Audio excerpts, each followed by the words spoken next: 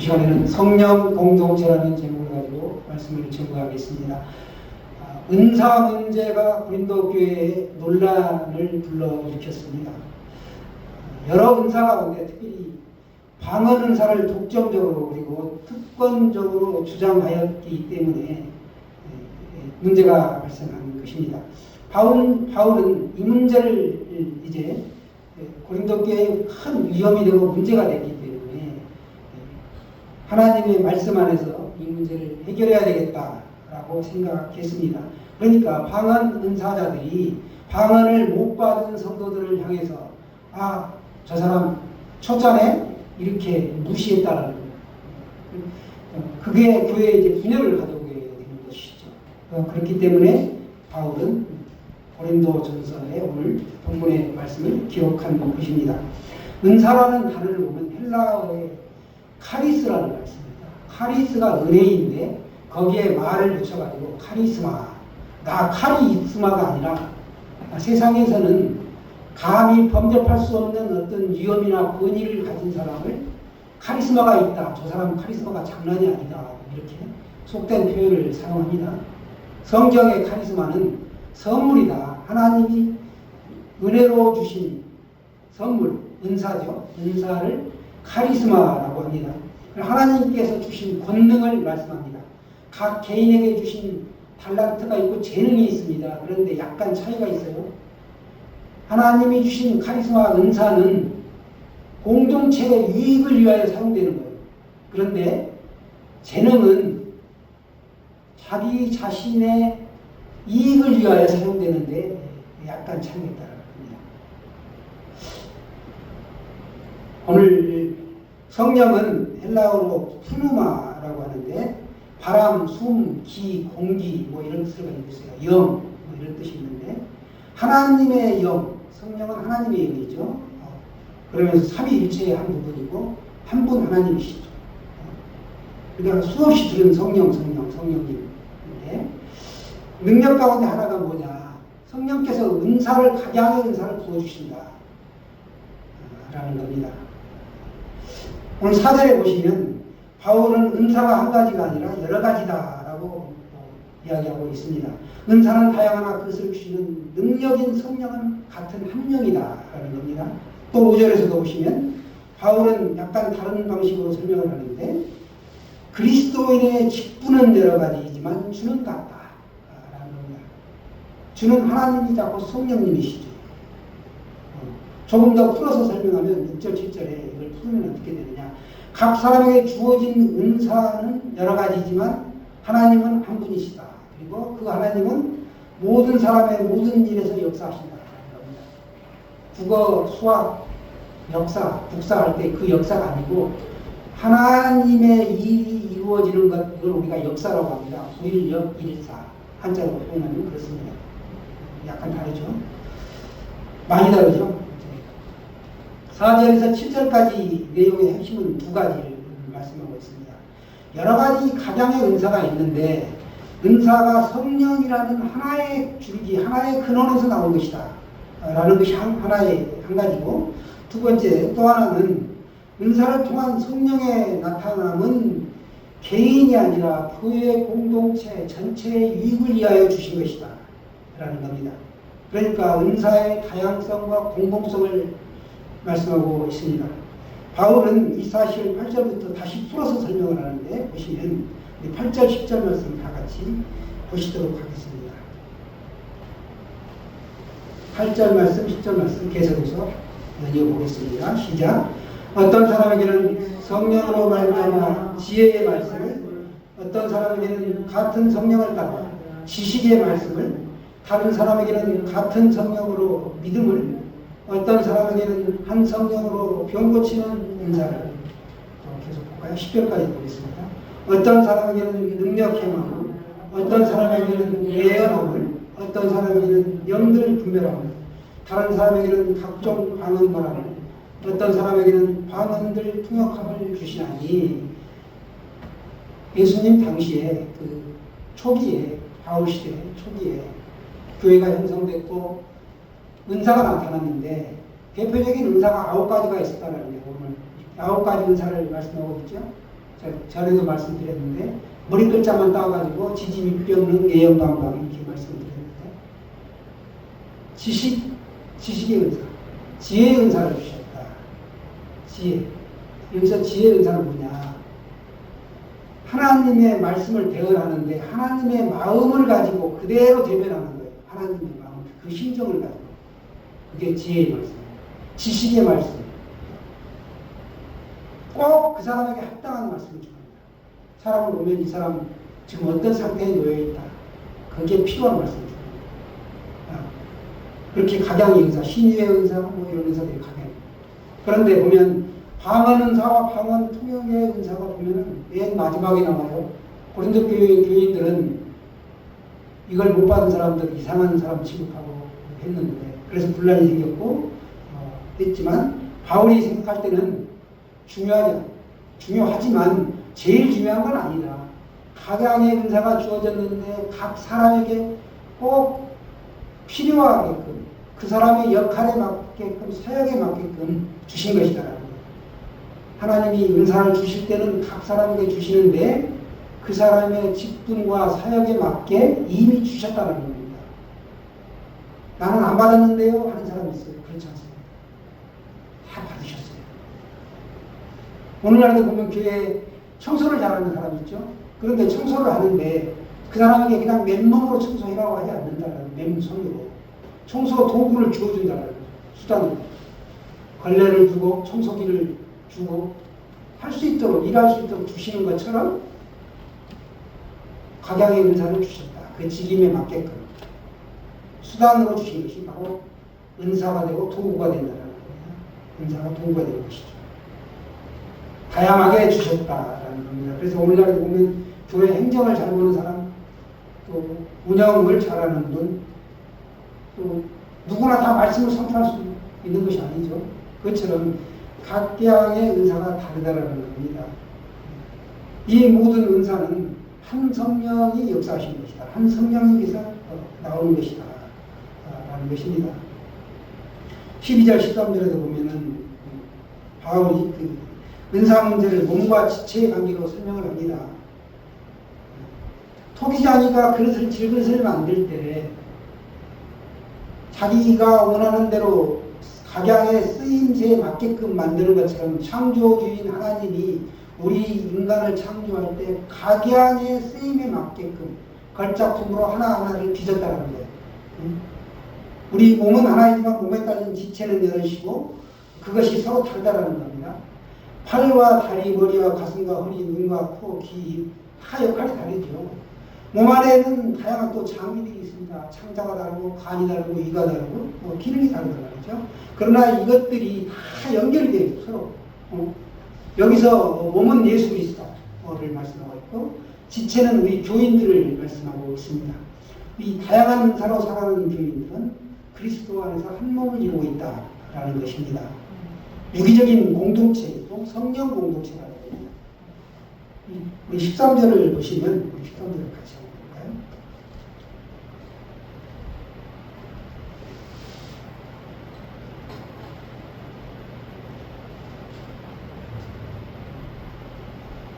시작.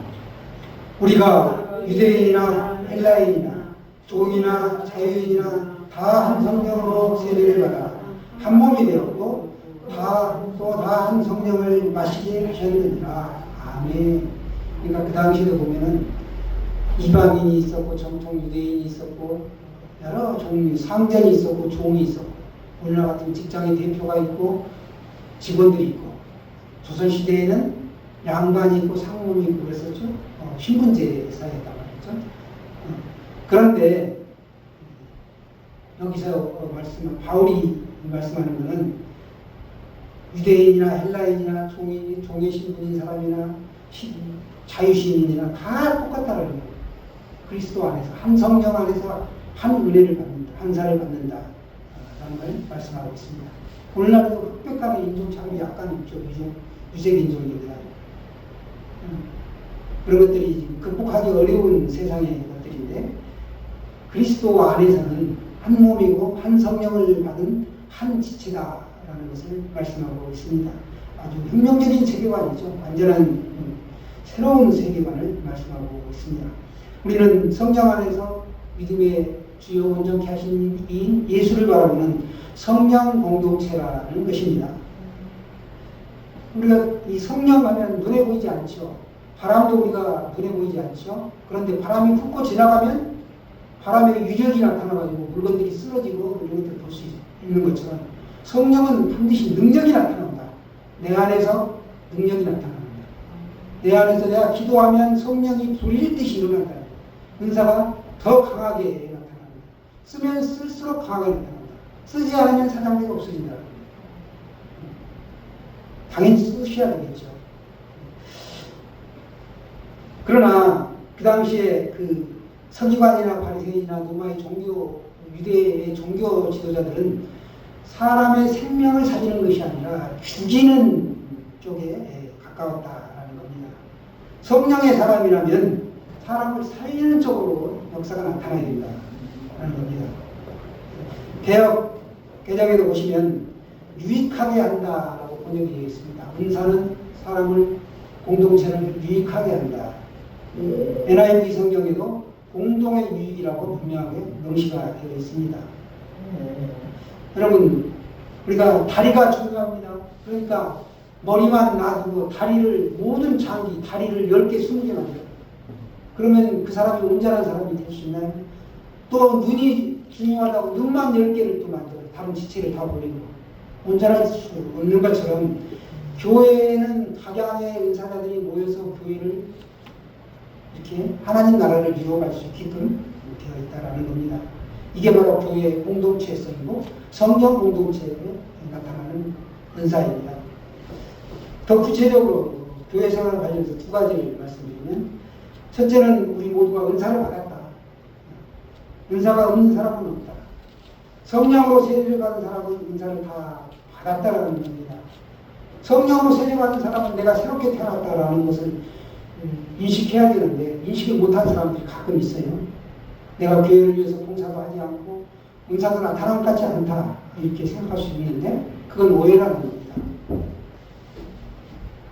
가장의 은사가 있는데 자신이 느끼지 못하고 있다. 우리 지체도 보면 눈썹이 있고 손톱 발톱이 있죠. 아주 하찮은 존재같이 보입니다. 그러나 그게 꼭 필요해요. 손을 보호하고 눈을 또 보호하고. 잘 생각해 보면 그리스도의 몸인 교회에 연결되어 있다라는 겁니다. 둘째는 은사가 실제로 성령에서 온 것인지 아닌지를 살펴봐야 한다는 겁니다. 공동의 유익, 공동선 안에서 우리가 은사가 나타나게 되는데 사람들은 이 미묘한 걸 잘 못 느낄 수도 있습니다. 다 한 성령을 마시게 하였다. 성령을 마시게 하였다. 13절에 우리가 읽었는데 문학적인 비유죠. 이게 세례와 연관되는 거예요. 성령을 마셨다는 거예요. 세례는 예수와 함께 죽고 예수와 함께 다시 사는, 예수가 부활할 때 내가 다시 부활하는 겁니다. 십자가의 죽음은 피이기에 세례는 피를 말씀하고 있습니다. 피와의 연합이죠. 그래서 성령을 마신다. 성령 사건을 세례를 통해서 생명을 얻기 때문에 그렇게 표현하고 있습니다. 교회 밖에 있는 사람들은 오히려 우리를 이상하게 생각하겠죠.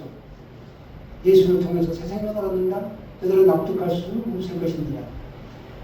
그들은 새로운 생명을 얻으려면 돈이 필요하고 관계가 필요하고 인맥이 필요하고 여러 가지가 필요하다고 하겠죠. 새롭게 태어난다?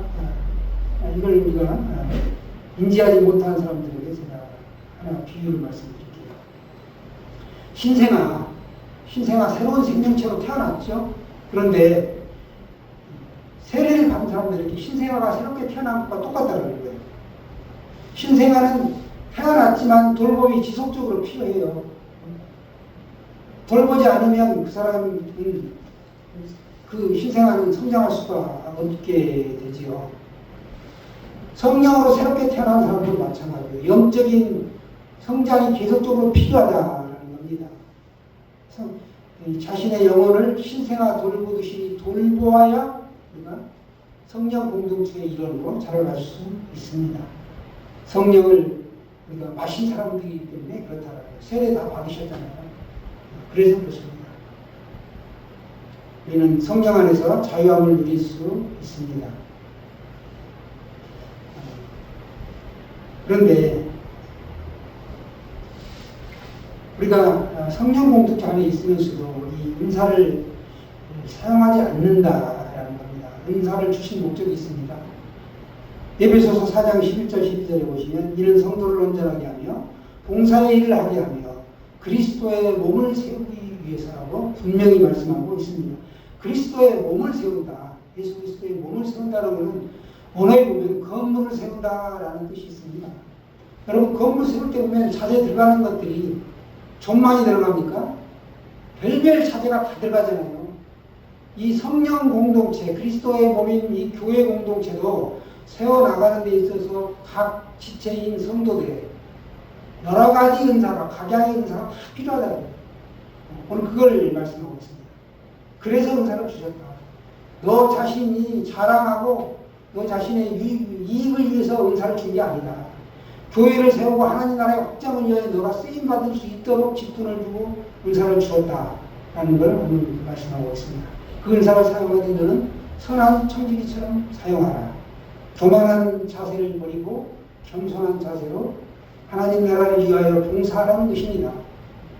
그러니까 내가 은사가 적게 있어도 적은 은사를 받았을지라도 계속 사용하다 보면 더 큰 은사가 나타나고 표현할수록 더욱더 강한 은사가 나타납니다. 그러니까 남에게 주면 줄수록 손해가 아니라 내가 더욱더 하나님이 쓰시기에 좋은 사람으로 은사가 더욱더 불듯이 일어나는 겁니다. 그러면서 그 은사가 내 것이 되는 겁니다.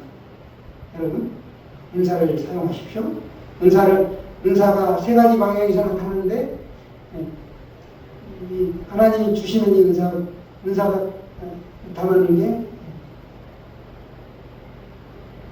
하나님 나라를 위해서 은사를 주셨다. 선물로 나타납니다. 그것이 첫 번째요. 또 다른 두 번째는 직임은 여러 가지나 주는 같으며 그죠? 직임으로 나타납니다. 나에게 주신 사명이 있고 직분이 있습니다. 그걸 통해서 일할 수 있도록 나에게 은사를 주신 것이다 라는 겁니다. 그리고 그 은사를 주셨으면 내가 그 은사를 사용하게 되고 그때 역사가 나타난다. 오늘 말씀하죠. 6절에 또 역사는 여러 가지나 모든 사람 가운데서 역사하시는 하나님은 같으니 이렇게 말씀합니다. 하나님이 이루시는 일, 이 역사가 반드시 나타난다. 사랑하는 성도 여러분, 예수님께서 이 세 가지 역사가 나타난다. 이렇게 오늘 말씀하셨습니다. 여러분에게도 충만히 나타나시기를 구하시길 바랍니다. 만약에 정말 우리가 나타나기를 사모하고 싶으시면 야고보서 기자처럼 너희 중에 누구든지 지혜가 부족하거든 모든 사람에게 후히 주시고 끊이지 아니하시는 하나님께 구하라 그리하면 주시리라 이렇게 말씀하고 있습니다. 여러분 우리 모두 성령의 나타나심을 따라 각양의 은사와 또 직임에 충성하시는 귀한 일꾼이 되시기를 주님의 이름으로 축원합니다.